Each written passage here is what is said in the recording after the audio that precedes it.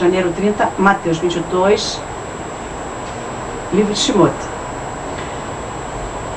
Aqui Deus continua estabelecendo os mishpatim, que são os juízos, as leis que iriam regular o relacionamento entre as pessoas nessa nova sociedade.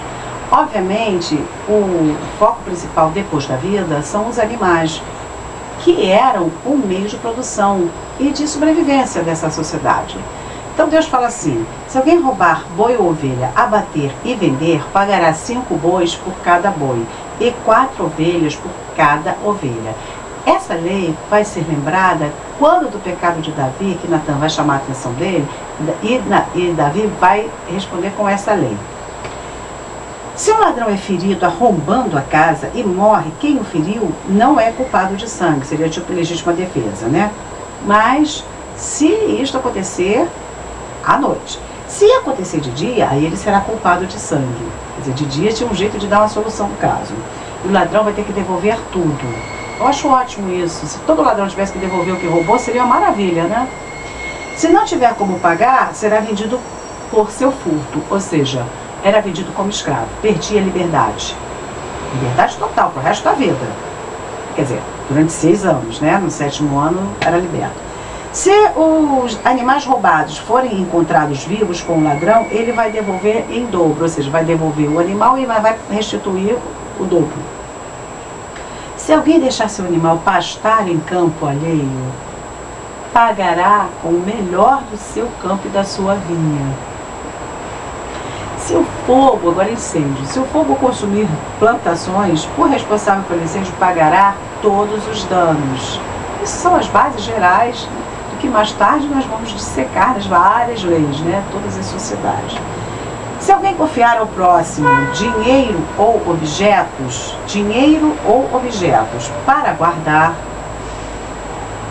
e isto for roubado de quem o recebeu, e se o ladrão for descoberto, pagará em dobro. Mas se o ladrão não for descoberto, o dono da casa que recebeu, né, o dinheiro e os objetos, será levado diante dos juízes, Elohim, para jurar que não se apossou do bem alheio. Isso seria uma apropriação indébita, né? Crimes contra a propriedade, negócios fraudulentos, objetos perdidos. Quando acontecia esses tipos de crime e não tinha testemunha, a pessoa tinha que chegar e dizer, foi assim, assim, assim. Aí ele fala assim, quem disser foi assim, ou ele disser, isso aqui é meu, será levado aos Elohim, aos juízes, e quem eles condenarem pagará ao outro em dobro.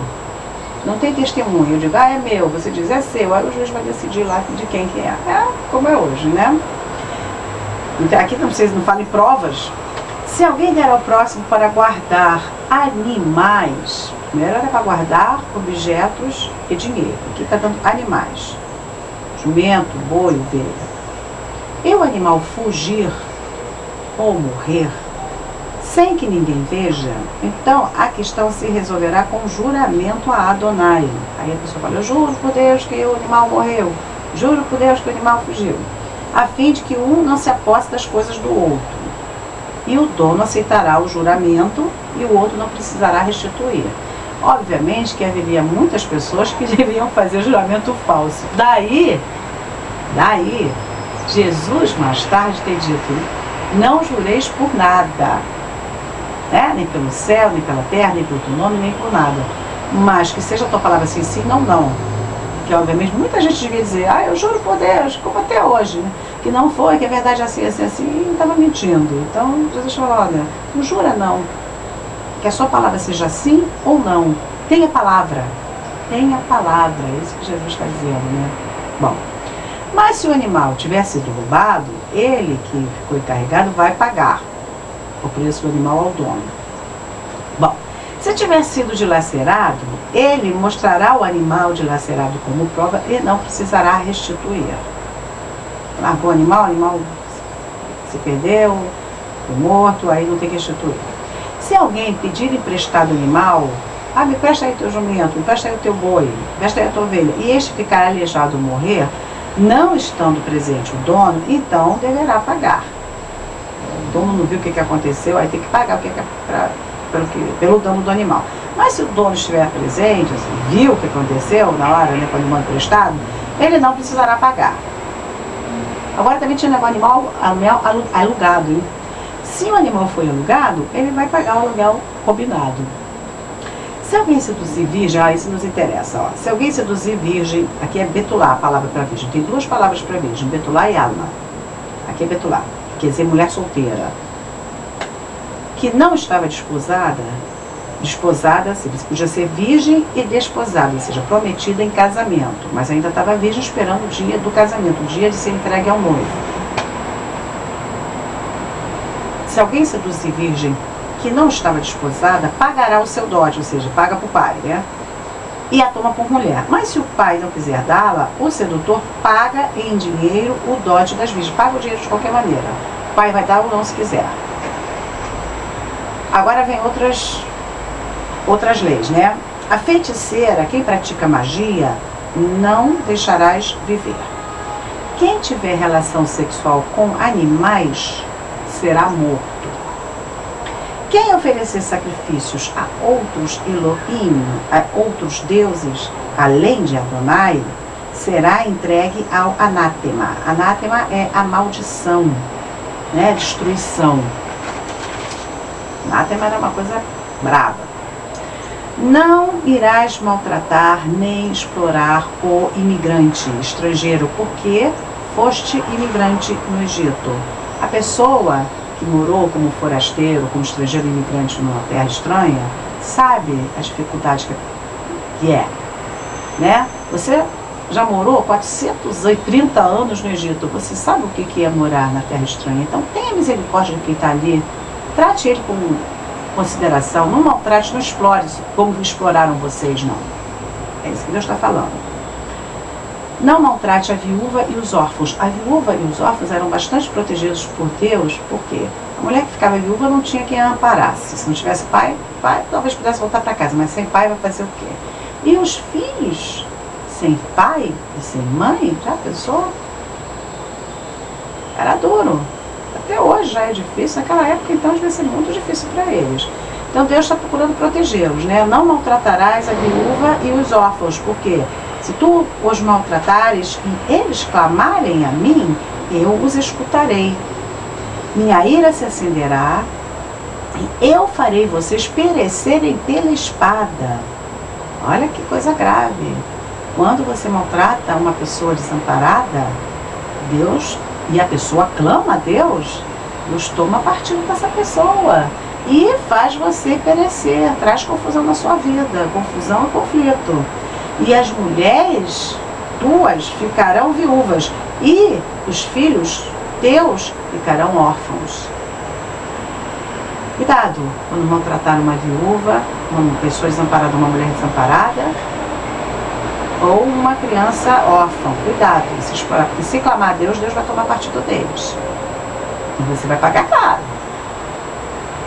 Se tu emprestares dinheiro ao pobre do meu povo, não agirás como agiota, que cobra juros. Se tomares como garantia a roupa dele, deverás devolvê-la antes do anoitecer, porque é com ela que ele se cobre, é o manto dele. Como é que ele vai se cobrir sem o manto? Dá a preocupação de Deus, né? Você toma como penhor, que ele não pode usar durante o dia, mas à noite você tem que dar. Coisa. Caso contrário, se ele clamar a mim, eu ouvirei, porque sou misericordioso. Tudo que nós fazemos, quando exploramos, maltratamos, oprimimos, né, infligimos sofrimento, Deus, e a pessoa clama, Deus ouve e faz com que alguém faça o mesmo com a gente. Todo mundo tem um superior. Se você oprime o que está abaixo de você, Deus faz com que o que está acima de você oprima você. Não pode esquecer isso não. Porque a pessoa pensa que tem dinheiro, que é poderoso, não vai acontecer nada. Acontece sim, tá? Porque para Deus não tem isso não. Ele é o Todo-Poderoso, é El Shaddai. Não blasfemarás contra Elohim, no caso aqui, juízes. Não falarás mal dos juízes, nem amaldiçoarás as autoridades do teu povo. Ou seja, Deus está falando aqui que a gente não deve amaldiçoar as nossas autoridades. Tem que orar. Mas já para amaldiçoar, não vai resolver nada. A melhor coisa que a gente faz quando a gente não está satisfeito é orar pedindo a Deus que dê uma solução, que troque, que dê sabedoria, enfim. Ele sabe por que ele colocou a pessoa lá.